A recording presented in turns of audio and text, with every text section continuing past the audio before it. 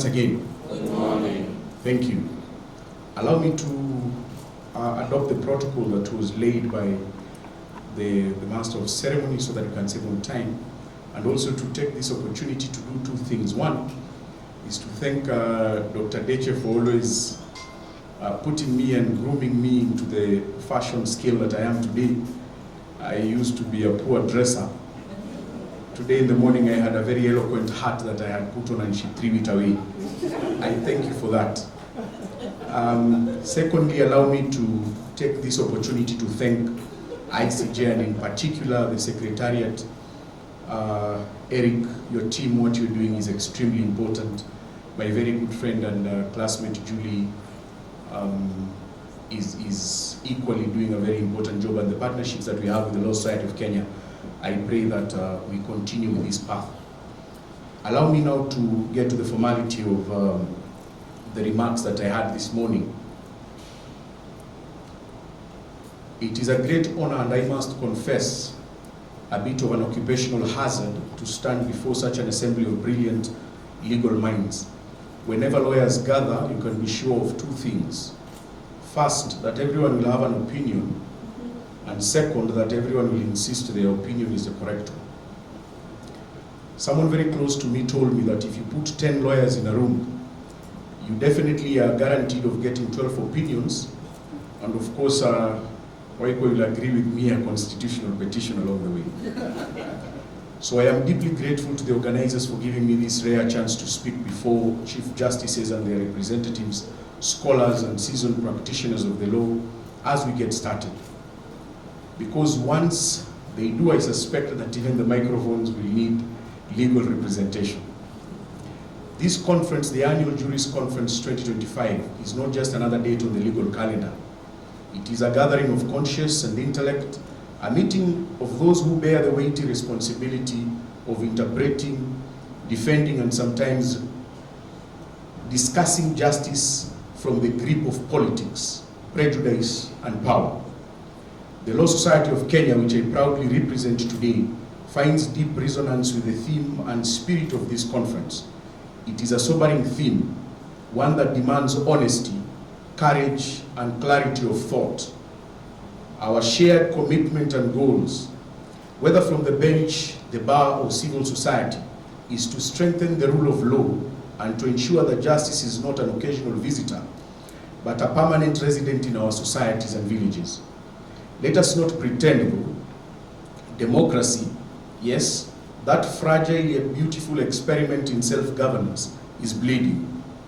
Around the world, the pulse of democracy has weakened. The statistics are now chilling. For the first time in over 2 decades, autocracies now outnumber democracies. Liberal democracies, those that balance freedom, equality, and accountability, have become an endangered species, with only 29 remaining globally. In many places, democracy feels like an old photograph, something we speak fondly but no longer recognize in the present tense. Democracy in many parts of the globe is beginning to feel like a vintage idea, a nostalgic relic rather than a lived reality. In our own region, for instance, East Africa tells a complex and worrying story. Take Tanzania, for instance. This conference will not have come at a timely moment. Just this week, President Samia Suluhu Hassan was declared the winner of a disputed presidential election with an overwhelming 97.66% of the vote, after her main rivals were barred from contesting the same election, which ignited days of violent protest across major cities in Tanzania, with demonstrators tearing down banners, setting government buildings ablaze, and police responding with the usual kill them, maim them, cut them down, let's use their taxpayers' money, tear gas, and live ammunition. The main opposition party was prohibited from taking part altogether. Its spokesperson decried the results as a mockery of democratic process and called for international intervention to oversee fresh elections. Independent observers reported internet shutdowns, mass arrests, and according to Chadema's own tally, hundreds of deaths have been reported, though the government vehemently denied these claims. In particular, I saw an ironic explanation by the head of state there saying that those who were killed were not Tanzanians, they were probably from other countries. In my mind, I was wondering what's the difference. The tragedy is not only in the violence, in the normalization of repression, in the insistence that no excessive force has been used even as citizens lie dead in the streets. One cannot help to recall the Swahili saying, uongo huenda mbio, lakini ukweli hufika. For those who do not understand the second largest language in Africa, it says this, that peddled lies may run fast, but the truth always arrives nonetheless. And when it does, it demands accountability. Sadly, Tanzania is not alone in this story.